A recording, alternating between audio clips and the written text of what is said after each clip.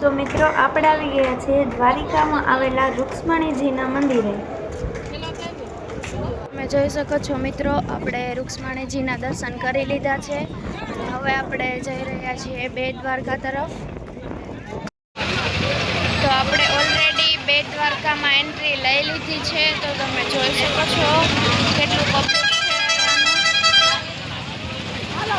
Traffic પણ બહુ છે। તો મિત્રો આપણને લાગી છે ભૂખ, એટલે આપણે નાસ્તો લઈ લીધો છે।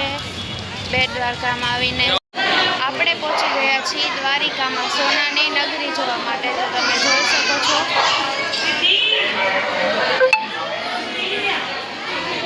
કેટલી સરસ સોનાની નગરી છે, ખૂબ જ સરસ છે મંદિર ને બધું।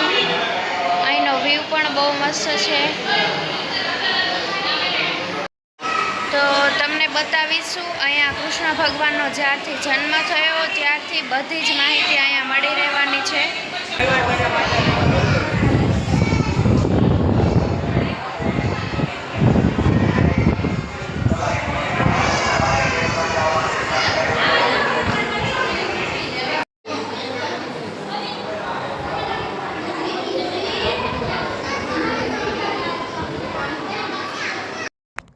કૃષ્ણ ભગવાનનો જન્મ જેલમાં થયો હતો ત્યારનું દ્રશ્ય છે આ।